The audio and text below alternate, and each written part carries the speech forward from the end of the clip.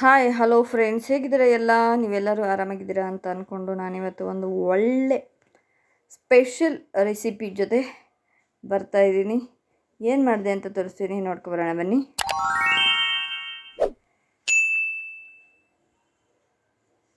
Okay, ಇವಾಗ ನಾನು ಒಂದು 6 ಆಲೂಗೆಡ್ಡೆನ ನೀರಲ್ಲಿ ಚೆನ್ನಾಗಿ ನೆನೆಸಿ ಮಣ್ಣೆಲ್ಲ ಹೋಗೋ ಥರ ತೊಳೆದು ನೀಟಾಗಿ ಈಗ ಕುಕ್ಕರಲ್ಲಿ ನೀರಿಟ್ಟು ಅದರಲ್ಲಿ ಒಂದು ಸ್ವಲ್ಪ ಕಟ್ ಮಾಡಿಟ್ರೆ ಬೇಗ ಬೇಯುತ್ತೆ ಅಂತ ಅಂದ್ಬಿಟ್ಟು ಕಟ್ ಮಾಡ್ತಾಯಿದ್ದೀನಿ.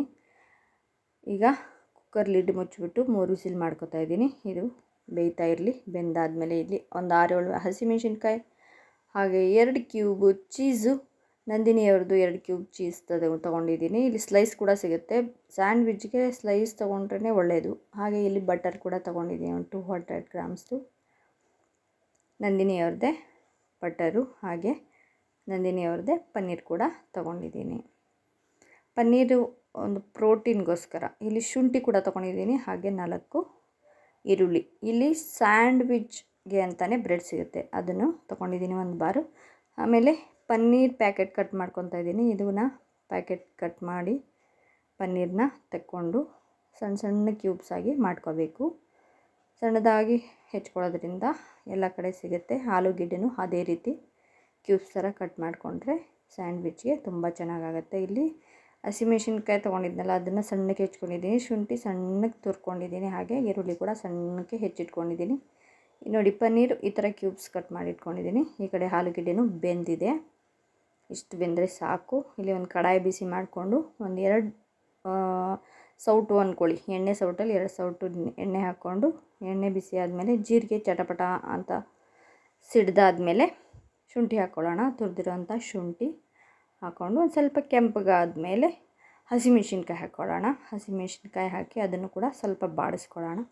ಇಲ್ಲಿ ಖಾರ ಬೇಕು ಅಂದವರು ಇನ್ನೂ ಸ್ವಲ್ಪ ಹಾಕ್ಬೋದು. ಮಕ್ಕಳು ತಿನ್ನೋದಾದರೆ ಒಂದು 2 ಮೆಣಸಿನ್ಕಾಯಿ ಸ್ಕಿಪ್ ಮಾಡ್ಬೋದು. ಖಾರನೇ ಬೇಡ ಅಂತ ಆದರೆ ರೆಡ್ ಚಿಲ್ಲಿ ಪೌಡರ್ ಹಾಕೋಬೋದು.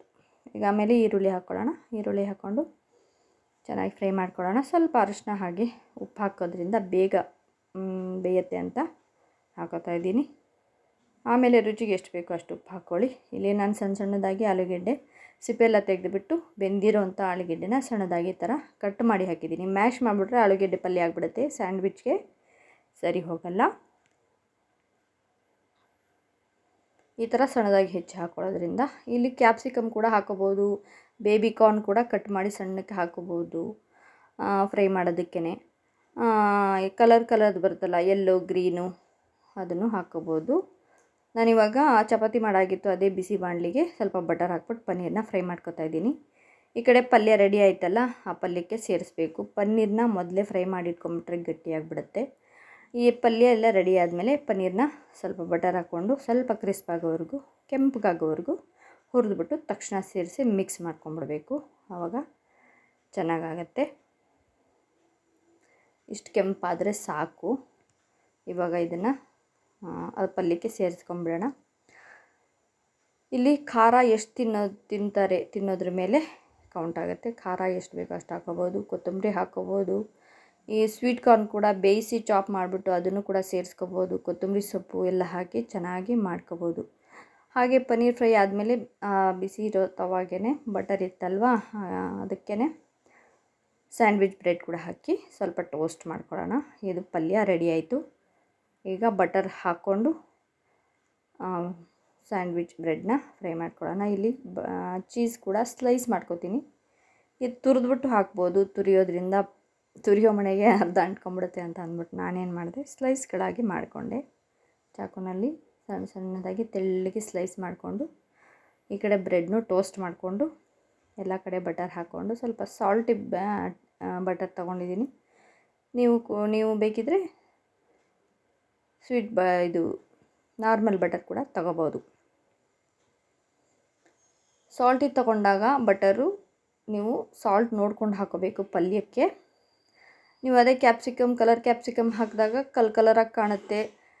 ರೆಡ್, ಗ್ರೀನು, ಯೆಲ್ಲೋ ಕ್ಯಾಪ್ಸಿಕಮ್ ಬರುತ್ತಲ್ಲ, ಅದು ಈರುಳ್ಳಿ ಹಾಕಿದ್ಮೇಲೆ ಅದನ್ನು ಹಾಕ್ಕೊಂಡು ಚೆನ್ನಾಗಿ ಫ್ರೈ ಮಾಡ್ಕೊಂಬಿಟ್ರೆ ತುಂಬ ಕಲರ್ಫುಲ್ಲಾಗಿ ಕಾಣುತ್ತೆ. ಇಲ್ಲಿ ಚೀಸ್ ಒಂದೊಂದು ಸ್ಲೈಸ್ ಇಟ್ಬಿಟ್ಟು ಅದ್ರ ಮೇಲೆ ಇನ್ನೊಂದು ಬ್ರೆಡ್ ಇಟ್ಬಿಟ್ಟು ಚೀಸ್ ಇರೋ ಕಡೆ ಸೈಡಲ್ಲಿ ತಿರುಗಿಸಿಟ್ಬಿಡ್ಬೇಕು. ಈಗ ಹಂಚು ಐರನ್ ಒಂದು ಆಗಿರೋದ್ರಿಂದ, ಕಬ್ಬಿಣದ್ದು ಆಗಿರೋದ್ರಿಂದ ಬಿಸಿ ಇರುತ್ತೆ ಅಂದ್ಬಿಟ್ಟು ಫ್ಲೇಮ್ನ ಆಫ್ ಮಾಡಿಬಿಟ್ಟು ತವದ ಮೇಲೆ ಹೀಗೆ ಬಿಟ್ಬಿಟ್ಟೆ.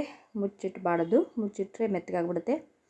ಈಗ ಹಾಗೆ ಬಿಟ್ಬಿಟ್ಟಿದ್ದೆ ನಾನು. ನೋಡಿ ಕೆಂಪಗೆ ಸ್ಯಾಂಡ್ವಿಚ್ ರೆಡಿಯಾಗಿದೆ. ಮಕ್ಕಳಿಗೆ ಮಾಡಿಕೊಡಿ, ಸ್ಕೂಲಿಂದ ಬಂದಾಗ ಅಥವಾ ಬೆಳಿಗ್ಗೆನೇ ಬ್ರೇಕ್ಫಾಸ್ಟ್ಗೂ ಮಾಡಿಕೊಡ್ಬೋದು. ಹಾಗೆ ಇಲ್ಲಿ ಚಪಾತಿ ಜೊತೆಗೂ ತಿನ್ಬೋದು. ಚಪಾತಿ ಜೊತೆಗೂ ಬೀಟ್ರೋಟ್ ಪಲ್ಯ ಹಾಗೆ ಸ್ಯಾಂಡ್ವಿಚ್ ಸ್ಟಫ್ನ ಇಟ್ಕೊಂಡು ನಾನು ತಿಂತಾಯಿದ್ದೀನಿ. ಮಕ್ಕಳಿಗೆ ಟೋಸ್ಟ್ ಅಂದರೆ ಸ್ಯಾಂಡ್ವಿಚ್ನ ಮಾಡಿಕೊಡ್ತಾಯಿದ್ದೀನಿ. ಈಗ ನೋಡಿ ಕಟ್ ಮಾಡ್ತಾಯಿದ್ದೀನಿ. ಒಳಗಡೆ ಕ್ರಿಸ್ಪಾಗಿ, ಒಳಗಡೆ ಸಾಫ್ಟಾಗಿ ಸ್ಯಾಂಡ್ವಿಚ್ ರೆಡಿ ಆಯಿತು. ಇದೇ ಥರ ಮಕ್ಳಿಗೆ ಮಾಡಿಕೊಡಿ, ಖುಷಿಯಾಗಿ ತಿಂತಾರೆ. ಟೊಮೆಟೊ ಸಾಸ್ ಜೊತೆಗೆ ಸರ್ವ್ ಮಾಡಿದ್ರೆ ಸ್ಯಾಂಡ್ವಿಚ್ ರೆಡಿ. ತುಂಬ ಟೇಸ್ಟಿಯಾಗಿತ್ತು, ಸಖತ್ತಾಗಿತ್ತು. ನೀವು ಕೂಡ ಮಾಡ್ಕೊಂಡು ತಿನ್ನಿ, ಮರಿಬೇಡಿ. ದಯವಿಟ್ಟು ಫುಲ್ ವೀಡಿಯೋಸ್ ನೋಡಿ. ಹಾಗೆ ಯಾರೆಲ್ಲ ನಮ್ಮ ಚಾನಲ್ಗೆ ಸಬ್ಸ್ಕ್ರೈಬ್ ಮಾಡಿಲ್ಲ ದಯವಿಟ್ಟು ಸಬ್ಸ್ಕ್ರೈಬ್ ಮಾಡ್ಕೊಂಡು ನೋಡಿ. ಹಾಗೆ ನಿಮ್ಮ ಫ್ರೆಂಡ್ಸ್ ಫ್ಯಾಮಿಲಿಗೆಲ್ಲ ಶೇರ್ ಮಾಡಿ. ನೀವು ಮಾಡ್ಕೊಂಡು ತಿಂದಾದಮೇಲೆ ಹೇಗಿತ್ತು ಅಂತ ನನಗೆ ಕಮೆಂಟ್ ಬಾಕ್ಸಲ್ಲಿ ತಿಳಿಸೋದು ಮಾತ್ರ ಮರಿಬೇಡಿ. ಶೇರ್ ಮಾಡಿ, ಕಮೆಂಟ್ ಮಾಡಿ, ಹಾಗೆ ಲೈಕ್ ಕೊಡಿ, ಸಬ್ಸ್ಕ್ರೈಬ್ ಮಾಡ್ಕೊಳ್ಳಿ. Thank you for watching. Bye. ನನಗೆ ಕಮೆಂಟ್ ಬಾಕ್ಸಲ್ಲಿ ಕಮೆಂಟ್ ಹಾಕೋದನ್ನು ಮಾತ್ರ ಮರಿಬೇಡಿ. ಹೋಗಿ ಬರಲಾ? Bye all.